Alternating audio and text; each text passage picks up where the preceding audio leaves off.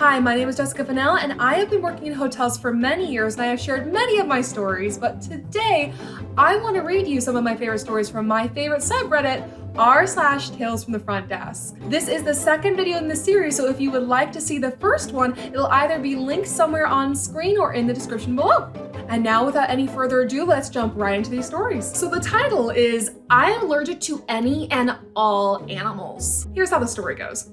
I am the manager of a small hotel on an island. The place is about 60% open grounds, and we have some protected wildlife on premises, plus the normal small town fauna. Namely, we have birds, bees, pigeons, feral cats that come and go, but most importantly, we have monkeys, coyotes, geckos, and iguanas. This is stated everywhere, from pictures to reviews to our own website. So theoretically, people know this before their arrival. Well, one day a couple rolls in, I greet them, and as I'm speaking, the wife interrupts me to say, "What is that?" She points at a small bird that had landed in front of us, pecked the ground, and left. I'm a bit confused, but I answer that it's just a local bird and that they're harmless. At which point she proceeds to repeat, no, while shaking her head. She informs me that she is allergic to any and all animals and tells me that she can't possibly stay here. I tell her I'm sorry she can't stay, but I do inform her that we have a non-refundable cancellation policy, especially due to the fact that she is right there at check-in. And she proceeds to ask me, well, can't you just remove them? I ask her what she means by that, and she says she wants me to remove all the animals from the premises. I told her that this is impossible, that the animals live here, and not only do they live at this hotel, but every hotel on the island is going to have about the same issue unless she goes further inland and away from the beaches. Y'all, she wanted to call the police because I was threatening her life by refusing to remove the animals, and I was stealing her money. I gave her the keys to the room, the phone to call the police, and I wished her the best of luck before I went to go do my rounds on the other guests. What a wild ride today. Sir, you are not even one of the top 20 richest people in the hotel right now. Some years ago, just a day or two before Christmas Eve, an unusually massive and rather unexpected ice storm descended upon our fair city. As if the terrible cold, blowing frigid sleet, and all holiday preparations having to come to a halt weren't enough, a very large chunk of the city lost power for upwards of 12 hours just after lunch. With a population of 5 million, complete chaos ensued about as quickly as you would imagine. Some sporadic areas of the downtown core still somehow had power, and wouldn't you know it, lucky me was working in one of the only hotels that had light, heat, and water. A luxury hotel with 350 rooms, 13% occupancy, and just enough staff on shift to reflect that. Every department in the building was running on absolute bare bones staff because A, it was the slowest week of the year in our area, and B, pretty much a third of all employees in the building were either out on holiday or lived outside of the downtown core, and all methods of public transport were down for the foreseeable future. This meant that calling in more people was pretty much not an option, and the majority of people scheduled to come in for afternoon and evening couldn't make it even if they wanted to. I was in the reservations office at the time with 2 other people. We had 2 agents in the front desk, 3 housekeepers in the entire building, 1 houseman, 1 valet, 1 in-room dining server, and 1 chef between in-room dining and the 2 in-house restaurants, since they were completely dead up until this point. And we had 1 poor soul of a duty manager that was the cherry on top of our Sunday, and you have a weather catastrophe dream team. We went from 13% to 100% in the span of 3 hours. It was an absolute dumpster fire. People started flooding in out of everywhere the second they found out we had power. However, because this happened to be a luxury property, the people who could afford to suddenly stay very last minute for premium rate just before Christmas were as entitled and insufferable as you would imagine. Once we hit the dinner hour, there was already a roughly 3 to 4 hour wait for in-room dining as, surprise, surprise, no one felt like going out into the Siberian tundra that was forming outside, so they figured, we'll just order room service. Everybody was pretty upset about the fact that the room service order they had placed for their family of 8 was taking more than 15 minutes to arrive. But one guest, however, particularly sticks out to me. For clarity's sake, let's call him Jack. Since we only had the 3 housekeepers and 1 houseman, and a good 60% of our available rooms were dirty status since we weren't expecting it to be more than 20% for the next week or so, to say housekeeping was working overtime would be the understatement of the year. They were moving as fast as humanly possible, and I'm sure somehow even faster, to flip rooms and try their best to cover whatever deliveries needed to be made. Turn down for us usually started around 7 or 8 p.m., and on a normal day, it came with a complimentary little baby bottle of water. It was barely even worth bringing to the room, but it was more of a gesture than anything, like a mint on a pillow. The Jack in question called down around 4 p.m. asking where his turn down water was.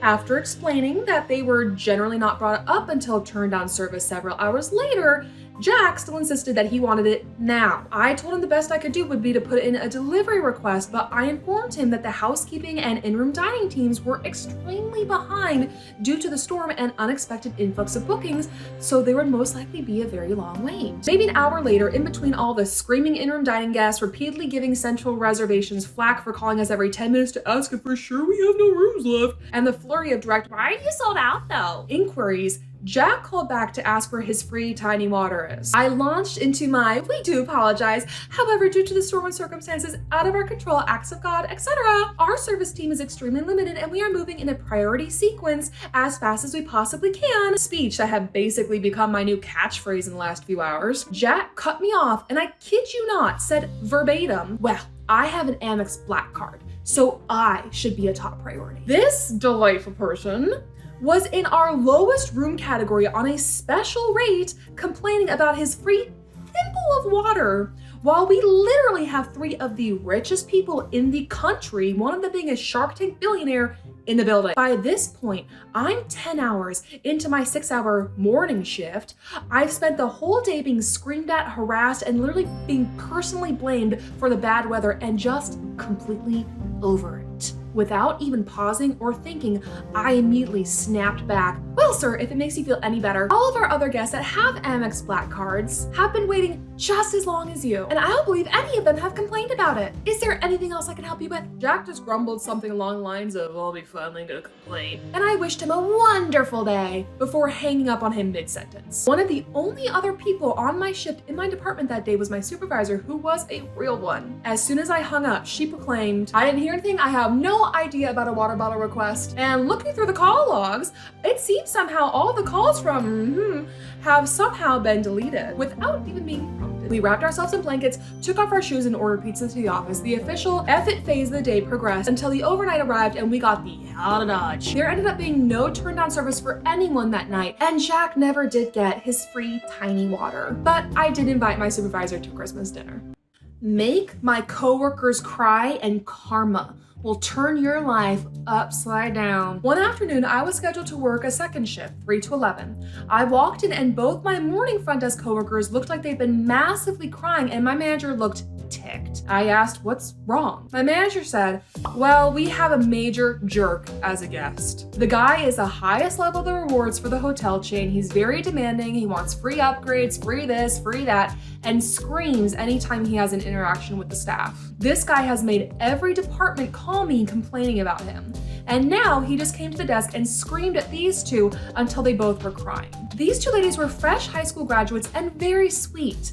They loved helping people and in no way deserve this kind of treatment. Now, while my manager's explaining this, I'm looking up this guy's room details. Once my manager is finished explaining everything that this guy has done and I've had a look at his info, I'm grinning from ear to ear. I asked my manager, "Didn't you see that he's an employee of a different hotel?" "Yeah, but so what?" "First off, when you travel as an employee, you are required to behave and be respectful. It's in the fine print of the discount form. Failure to be respectful can lead to having your employee discount suspended or permanently revoked, and even get you terminated. You need to call this guy's hotel, ask for the general manager, and explain what this guy is doing." My manager does just that, and after his call ends, he has an evil smile on his face. His general manager is steaming mad after I described all the stuff this guy has done. Immediately, the main phone rings and I answer. Hi, thank you for calling the hotel. How may I direct your call? I want to speak to Entitled Jerk's room, please. Absolutely, sir. Have a nice day. I transfer the call and look to my manager saying, someone wanted to talk to Entitled Jerk.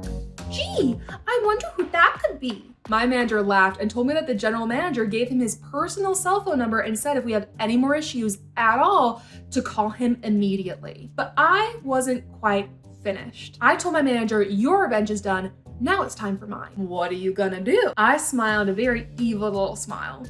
You'll see. I picked up the phone and made a call to the hotel chain's rewards customer service. Yes, I would like to report someone using a reward account while also using an employee discount on his stay. He can't do that. I know. I'm calling to report him. I gave her the reservation number and rewards member number and said, I bet anything, if you dig through this guy's history, you'll find all his stays are probably at the employee discount. Customer service tells me that they're starting a ticket to have the guy's account investigated. I replied, thank you, then hung up the phone and removed his rewards number from his stay. My manager had a huge grin on his face and said that was awesome. But I say that we're still not done yet. It's time to go spread the news to all the other departments that this guy is no longer a rewards member. I make a new key for his room without access to the member-only concierge lounge and walked around to every department. And as I explained why I was stopping by, everyone had the same exact reaction as soon as I mentioned the guy's name.